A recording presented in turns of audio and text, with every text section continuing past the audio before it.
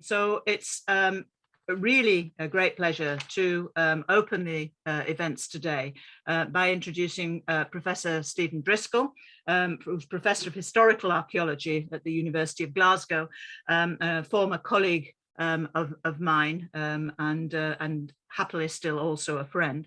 And he is known as an advocate for interdisciplinary practice, looking at historical and archaeological elements and combining the two. It's not always an easy ride, but it is very, very important that it's tried. And his particular expertise lies in the medieval period from about 400 to 1100 AD. He recently published a monograph on Royal Fativiate in 2020, but for the last 3 decades, he has conducted fieldwork at Govan Old Parish Church and its fantastic sculptural assortment, which we will hear further of, and also about the story of Govan and its integration into public understanding and much wider interest than perhaps many had thought in the past. So with that, I would just like to hand over to Steve and say welcome, Steve. Thank you very much for your contribution today. Thank you.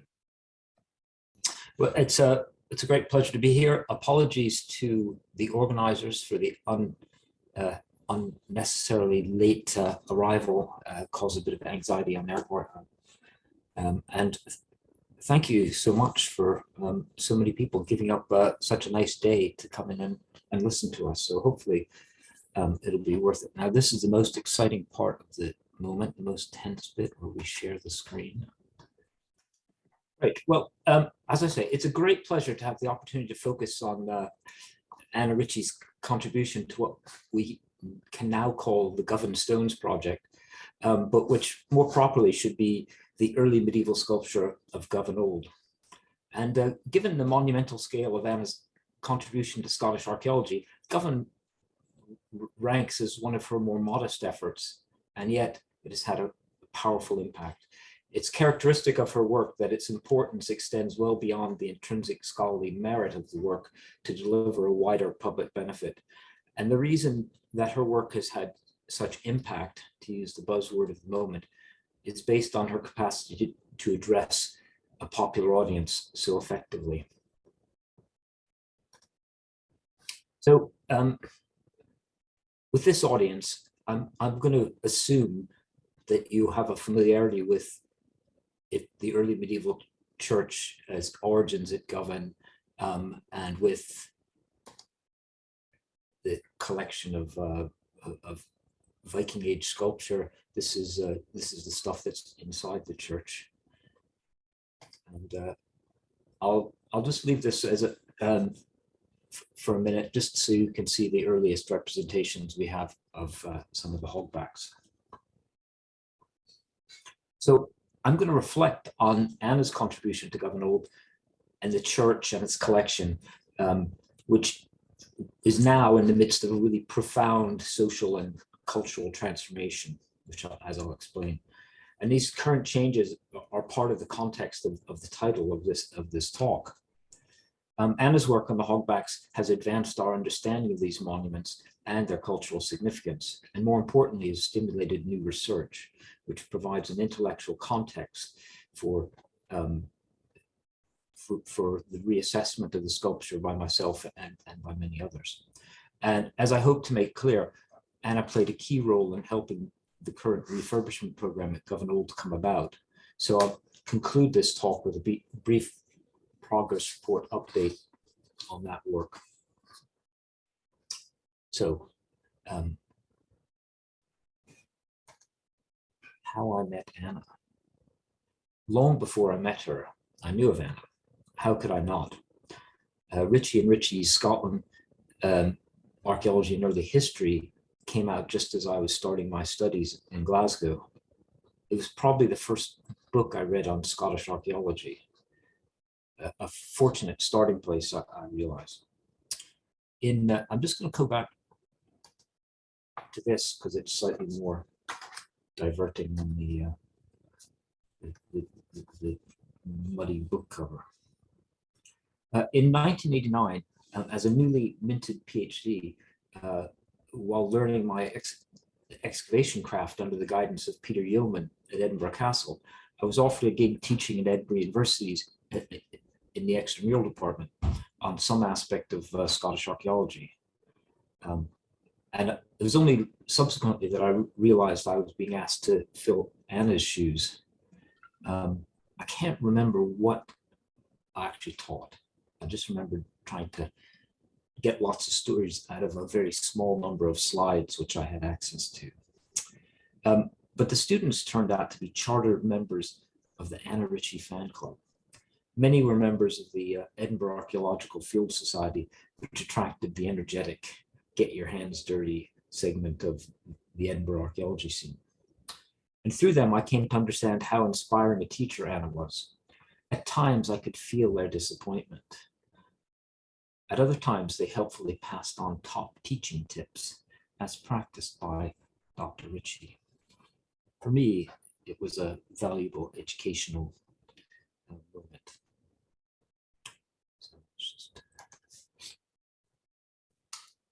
Of course, I came to know her through her lectures on writing, which I consumed with interest as her interests overlapped with my own. However, I have only had the pleasure of working with Anna once, and this was in 1996 when the Time team came to Govan. And given how often this episode has been on TV, I expect most of you have seen it, probably stumbled on it when you should have been heading off to bed or something. But what you may not recall is that just before the filming, Mick Aston broke his leg and couldn't travel. So the Time team needed somebody with local knowledge and excellent communication skills, as well as gravitas. So Anna was the natural choice to anchor this episode. And I quickly came to realize that part of her role here was to calm the more fractious members of the team. So it wasn't actually a time to actually get to know Anna closely, because you just wanted to stay away from wherever she was, because she seemed to be just sorting out problems all the time. Anyway, I do feel we've shared a kind of a bond which is forged in a kind of odd adversity. But the reason why Anna was thought to be the ideal substitute ringmaster for the Time team was because she had recently edited Govan and its early medieval sculpture. And, I think that book, A. Ritchie, ed. 1994, is probably the citation I've made most frequently over the years. So we need to kind of understand why this is such an important book. And the book emerged from a conference organized in 1992 by the then newish minister of Govan Old, Tom Davidson Kelly, who sadly died in 2017. TDK, as most people refer to him, had a deep interest in church history and particularly architecture. And he believed that the Govan stones housed in Rowan Anderson's fabulous building could be central to his ministry work. TDK set up Friends of Govan Old as a vehicle to promote Govan's rich heritage to an audience beyond the parish and the specialist scholarly community. And the Friends achieved this by training volunteers to guide visitors around the church and supporting occasional lectures and raising money. And this conference was intended to reawaken interest in Govan Old with the joint backing of the Glasgow Archaeological Society and the Society of Antiquaries of Scotland, and it was a triumph. I'm not quite sure how TDK came to invite Anna to edit Govan and its early medieval sculpture, but it was very fortunate because Anna brought her expertise in producing accessible, attractive books on Scottish archaeology topics. It may be that TDK, I think I have a kind of vague memory of him mentioning that he knew Anna from when he was a student in Edinburgh, but maybe it was just that TDK was a good asker. He was a very good asker. The conference and the book put Govan on the map by collecting an all-star cast of experts to shine light on this neglected, extraordinary collection. The texts were supported by exceptional series of images, including photographs by Tom Gray, which added interest to it, and it remains a much sought-after volume. In the conference proceedings, there are two papers which deal with aspects of the Hogbacks by experts in Northumbrian sculpture, Jim Lang and Richard Bailey. In his reappraisal of an earlier paper of his PSAS, Lang took the opportunity to revise the dating for the start of the Govan series to earlier, to mid-10th century. And perhaps more importantly, he was cautious about assigning cultural meaning to them, particularly the uncritical use of hogbacks as Viking colonial signposts. He believed that the variability of the corpus and its geographic complexity meant that as evidence for settlement and communications, they, meaning the Govan hogbacks, will always be flimsy. Richard Bailey's paper took a wider view and identified some features such as the Stafford knots and ring plaits as indicative of an Irish cultural zone which linked sculpture from North Wales, Cumbria, Man, Galloway, and the Clyde. And both of these papers stressed the desirability for more detailed studies, and they made reference to the work that was currently being done on the corpus of Anglo-Saxon sculpture. Now, given the scope of this project, a weekend conference, these papers were never going to be the last word on the topic, despite the caliber of the contributors. But they were intended to kickstart interest in Govan, and they certainly did that.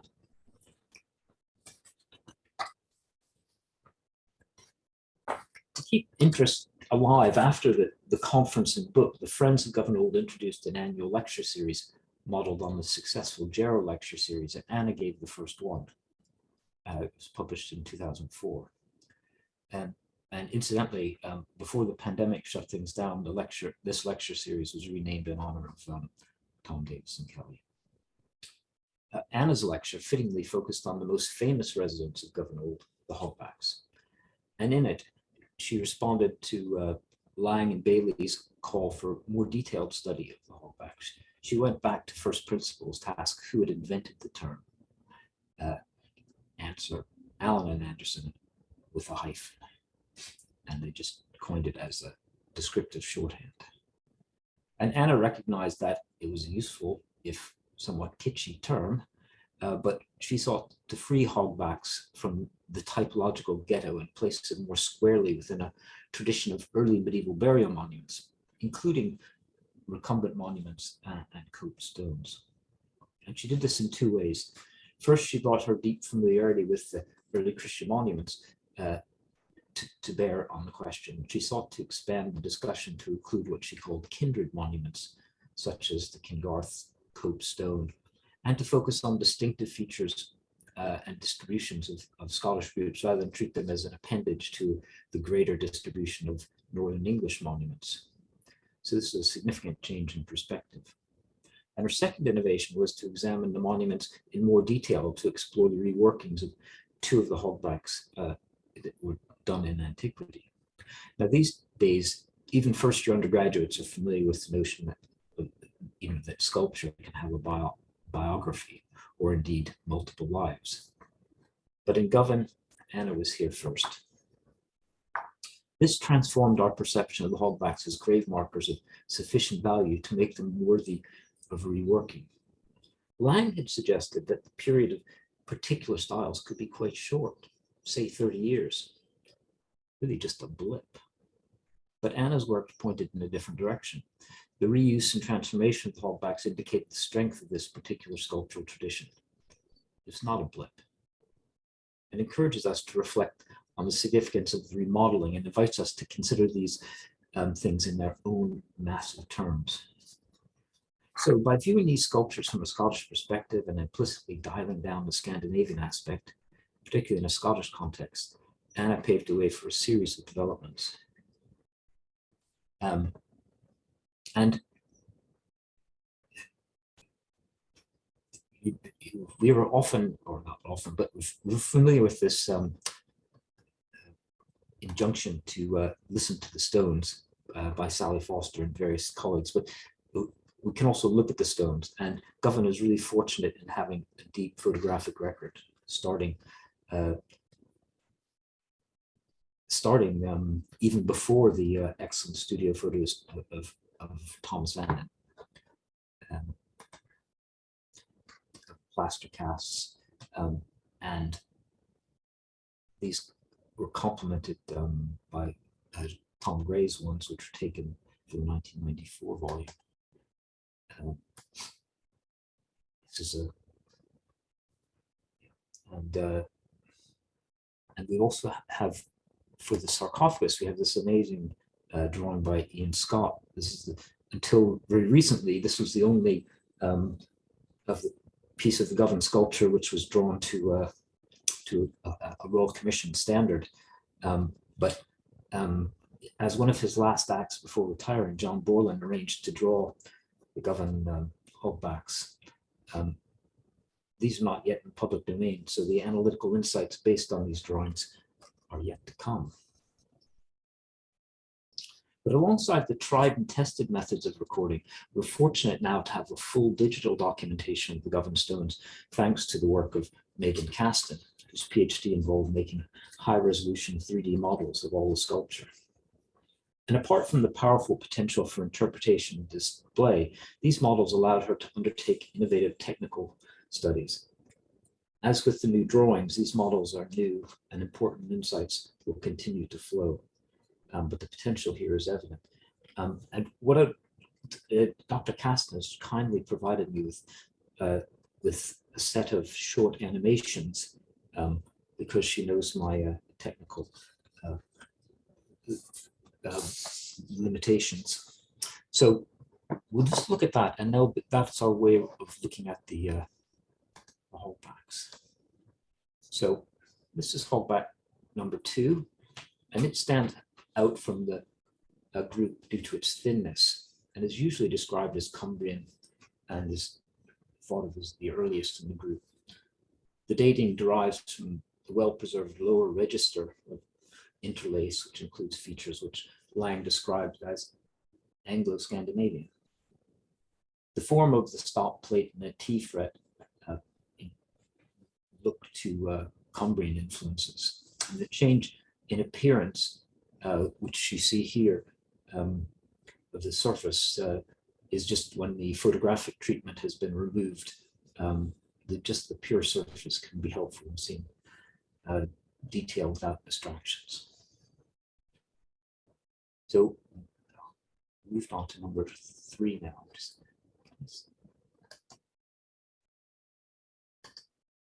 Just notice.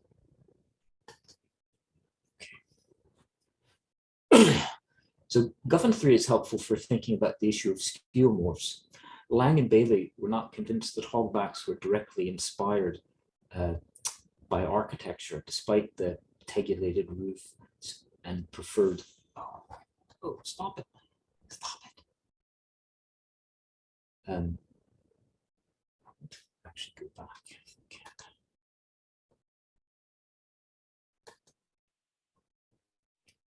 So this is Govan 3, and with this quite angular clasping beast at this end and truncated at that end. So Lang and Bailey were not convinced that these were directly inspired by architecture, despite the tegulated roof, and they preferred the idea that they were inspired by reliquary caskets. This is a theme which was effectively explored by Barbara Crawford in her lecture, Govan lecture. Here, the clasping end beasts look as if they were modeled on cast bronze. What's particularly noteworthy here is the modification. The lower register has been cut back and the gaps between the tegulation are raised, and one end has been lopped off, all of which has been done to reshape the stone from a building protected by paired beasts into a single crouching beast. The species is very much open to debate. So that's number 3, right? And here's number 4, which also has undergone a makeover. And the changes are executed more roughly here so you can actually see them more easily. And one end has really been brutally truncated, and a rude animal head has been fashioned. And here, the model for this animal seems to be a dinosaur or something. That creature. Now this is Govan 5 is probably the most unambiguously modeled example, most unambiguously modeled on a reliquary casket. The clasping beasts and the end panels and the band along the ridge certainly look like emulating metalwork. The notable scoop taken out of the ridge may be a post-medieval modification. Romilly Allen lamented the damage being done by superstitious Highlanders, and the scoop may be where a turning stone was placed.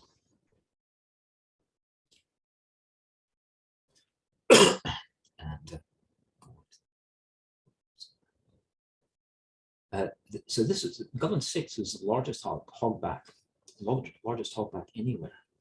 It's also amongst the plainest, having tegulation running down to the ground and not much else. Still, it is revealing. Victoria Whitworth, who has done some really important work on the sculpture from Govan and beyond, has drawn attention to the similarity between the concave sides of the individual tiles here. Oh, just stay there for a minute.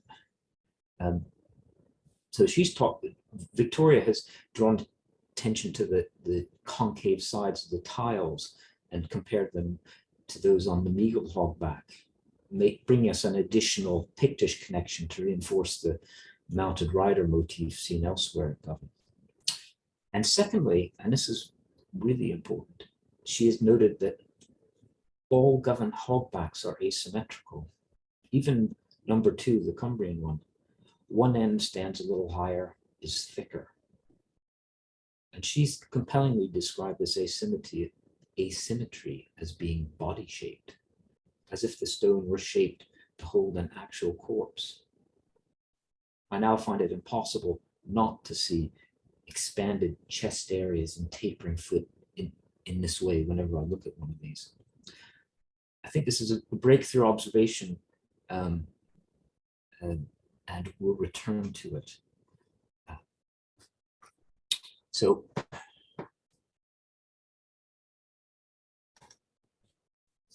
one of the measures of the contribution of the 94 volume is that it initiated an explosion of studies on Govan and British sculpture. And 94 was also the year of my first excavations at Govan, as it happens. Since then, scarcely a year goes by that I don't supervise a MA or MLit dissertation on Govan stones. And we've already had some of the results from, seen some of the results from Dr. Caston's research, but even more impressive than her 3D models has been her work to identify the signatures of different sculptors by analyzing sub-millimeter variation pattern in the grooves left by the sculptor's chisels. And here we're looking at where she has manipulated the 3D models she made to recover very badly eroded surfaces. And this has proved particularly helpful in it's allowed her to propose a new classification of recumbents, which is based on a more complete understanding of the decorative schemes. And her new typology reveals subgroupings, and it seems possible to identify sequences within these subgroups. And the obvious thought is that maybe we're looking at different generations within separate kindreds amongst the Strathclyde elite. Another recent PhD student from Glasgow, Jamie Barnes, undertook a comprehensive overview of the entire hogback phenomenon from using if you like, a phenomenological lens. And of his various observations which have challenged the typological conclusions and narratives of earlier generations, probably the most important one is that he emphasizes the regional variation in form. And this allows us to appreciate the importance of the Northern British contribution to the Hogback tradition. I think that makes him seem less Norse and more British. There's also been an intensification of interest in the Govan School sculpture in the Clyde region. Colleen Batey surveyed some of this material for the 94 volume, but more detailed studies have had to wait until recently. Heather James's investigations at Inchin and David Bain's current PhD examining the landscape settings of Govan School stones will be valuable for thinking about Govan's hinterland.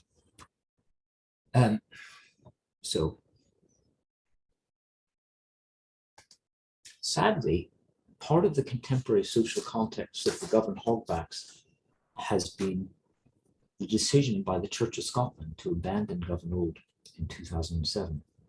In the years running up to this decision, Anna Ritchie made important contributions to keeping Govan in the public eye. We've already mentioned her inaugural Govan lecture, but even more influential at the popular level was her guidebook, Govan and its Carved Stones. This made use of Gray's photographs and featured a vibrant cover of Dumbarton Rock.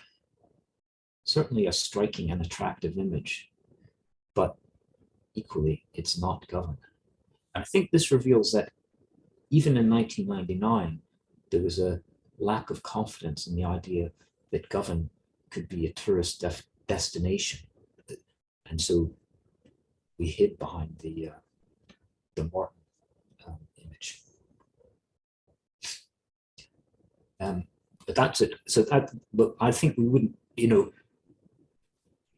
wouldn't be shy about presenting Govan in its own right in the future, I think. Anyway, taken together, Anna's contributions in the 90s and noughties provided the vital credibility and appeal in what were testing years as TDK and his successors sought to secure the church's future. So this guidebook is so far the only one we've had to the stones, and fortunately for us, it's aged well and was reprinted in 2011, and you can still buy them from our shop. Anyway, to cut a long story short, Govan Old is no longer the parish church. It's owned by the Govan Heritage Trust, of which I'm a trustee. And this is a charity set up by Govan Workspace under the leadership of Pat Cassidy. And when we took on responsibility for it, we did everything we could think of to encourage people to visit. We pressed our families into promoting things, and we were able to in order to kind of really do what we wanted to do here, once we realized the scale of what we were looking at, we had to demonstrate there was a demand and interest for what Govan Old had. So we secured some good, generous funding from the Heritage Lottery Fund and Historic Scotland to use the enthusiasm and expertise from Northlight Heritage and the Jorvik group to light the stones and introduce signage and promote the stones and develop the brand, which we're still using, which is Govan Old, which is the Govan Stones. And we got lots of help because this was not easy. Here's chaps from Historic Environment Scotland's Conservation. And here's the moment just before the material, the new displays are unveiled by Nicola Sturgeon in 2011.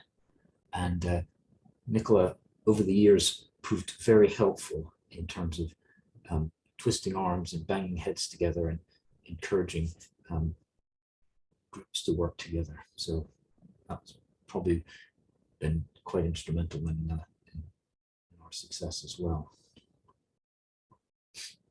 And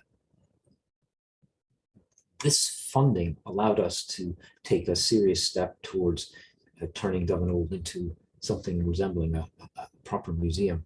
And we were able to hire Fraser Cappy, who's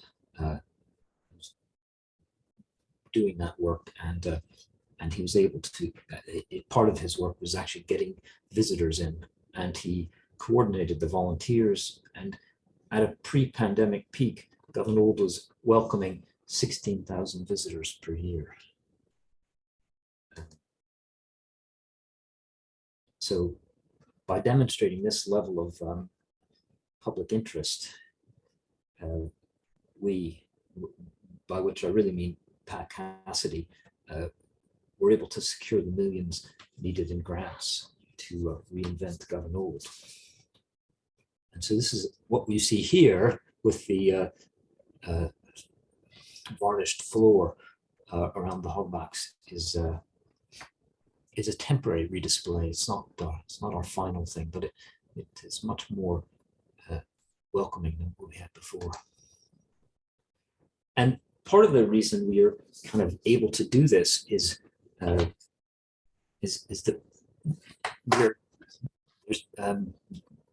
this amazing museum is built right across the river, and we were able to tap into that and kind of extend ourselves and link Govan Old as part of a wider kind of museum quarter. And this has been instrumental in getting the new bridge, which I'll mention later, off the ground. So I'm going to talk about the redevelopment stuff in just a minute. But I want to just, before that, I just want to look beyond the current building program and reflect about the future display of the collections, because there's a lot of unresolved questions about our redisplay. And one would be, how can we maintain Govan Old as a living place of worship? Should our displays include a history of Govan? Where does the Iona community story fit in? I would say before we resolve any of these vital questions, we need to have a clear and compelling interpretation of the sculptures. And so that's uppermost in my mind these days. And I guess one of the first questions we have to answer is, what do we think the most famous residents, what do we think about the Hogbacks? Because over the decades spent in and out of the church, I admit I've been baffled by them. How can one make sense of them when they're all so distinctive, when they're unique things? So apart from a general shape and integuration, they don't really share many common features. They're one-offs. So what is an archaeologist to do if we can't pop them into a typology? Where do you begin? Another part of my bafflement, I suppose, is I've been slow to appreciate the significance of their size. Since these are the first ones I saw, I just assumed they were typical, which is a significant misconception. It's now clear that they are in a size category of their own. Now, one of the few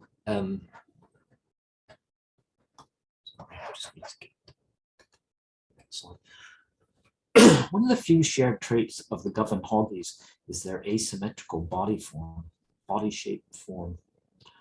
This suggests that they may not be straightforward skeuomorphs of buildings or caskets, but rather inspired by coffins, special coffins for special burials.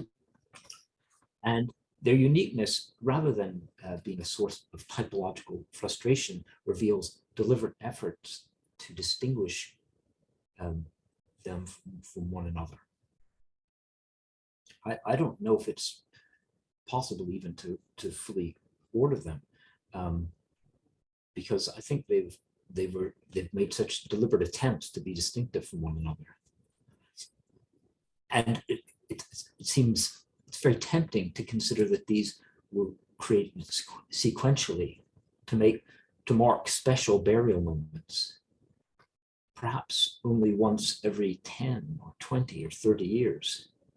And when we add the remodeling of two of these that we were looking at before, it might be possible that the creation and use of these things spanned most of the 10th and 11th centuries. So I think Anna's lecture connecting the Hogbacks to the wider monumental tradition, the kindred monument tradition, made this intellectually possible, conceptually possible, to think that there is this long period of use. And if we allow for a flight of fancy, I've recently started to consider that the Hogbacks could mark the actual graves of Strathclyde kings, despite, that being suspicious of such a simplistic and tidy kind of solution. But they will be really interesting that way, because they provide a contrast to the recumbents, so that contemporary monuments of the other members of the Strathclyde elite are not to be confused with the royal ones. Now, given how little we know about the Strathclyde royal line, as Alan McCrory has drawn to our attention on several occasions, given how little we know about the royal line, given the limits of archaeological evidence, I think that proving that the Hogbacks were royal monuments is never going to be possible. And yet it is something to think about. And maybe this is the point to mention, oh yes, this is just to reinforce that in the body shape, really just a body shape.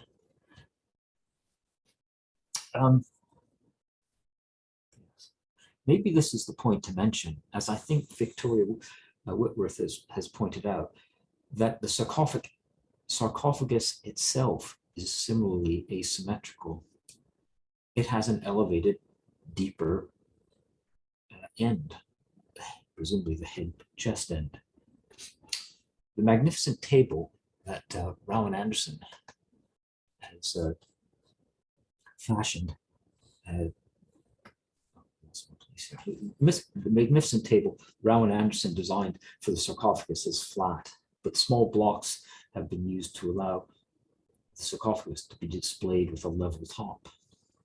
Now, given how fine the rest of the workmanship is, I think that if the sculptors wanted this to sit level, they could have made it that way. So maybe the sarcophagus, the original monument amongst the Govan stones, set this asymmetrical ball rolling. Clearly, future excavations will need to keep an eye out for an asymmetrical tegulated lid. Anyway, whatever the merits of these particular ideas, we will need to explore them in more depth as we plan for the reinterpretation of the collection. As we work out what to do with the collections, we will do so with a deep appreciation of Anna's contribution, which we are building. So, oh yes, this is kind of my,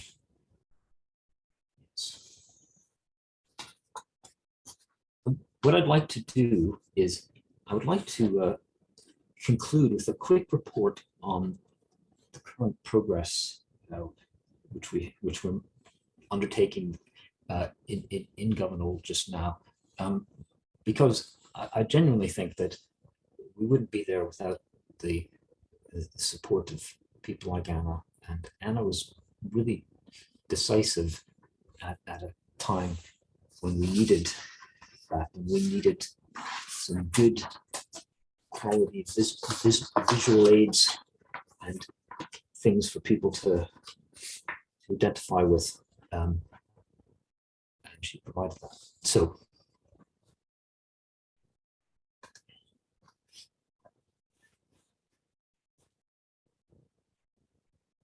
Govan Old has benefited from a lot of public realm improvements in recent years, new approach, new gate posts, lighting, all kinds of things. And this is, takes it right to the front door. So it's a much more attractive place to get to. We've also built this walkway here, and so there's now access into the churchyard. So it's a much more traveled through and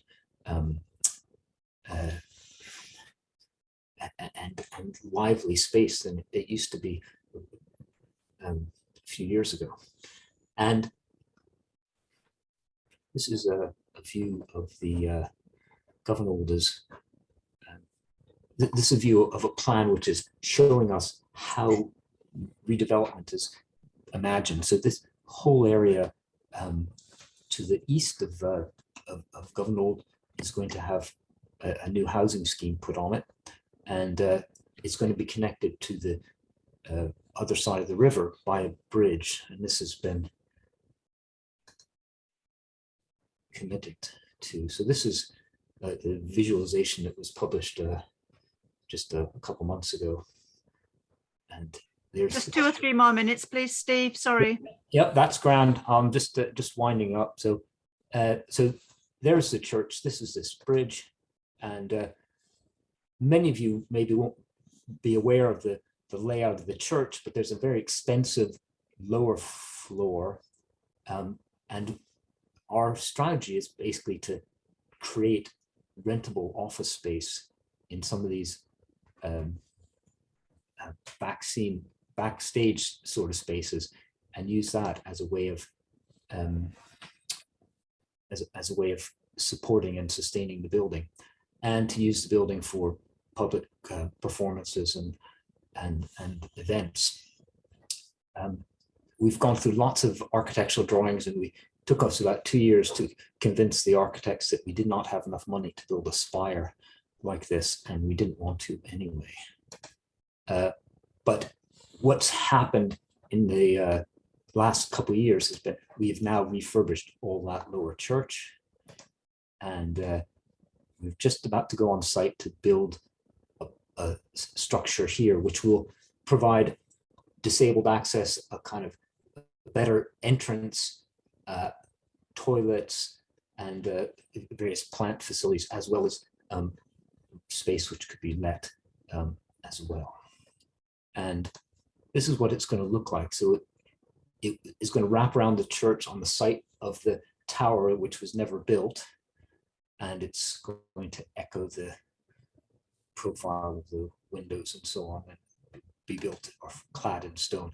And this is what it would look like from within the churchyard, looking at the main elevation of the church.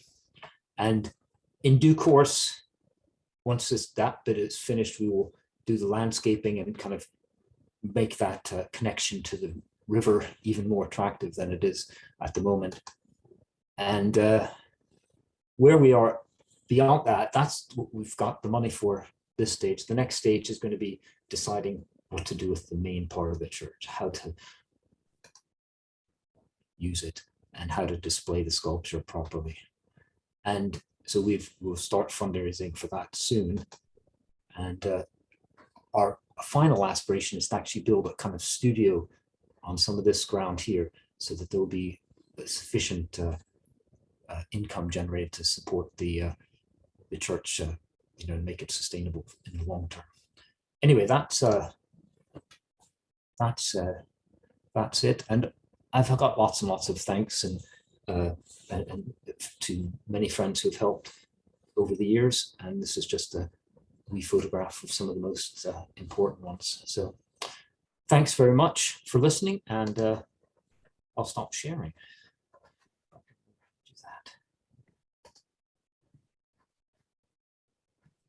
Thank you very much, Steve. That was great to see the rehabilitation of Govan Hogbacks, and to see the sculpture being brought to public prominence, which is fantastic. It is the best collection for the period that we have in Scotland, regardless of many other contenders. So I'm delighted to see that. And I'm also delighted because it will mean that it's such a focus for the proud folk of Govan, who of course had primacy in their shipbuilding days, but of course then it fell on harder times.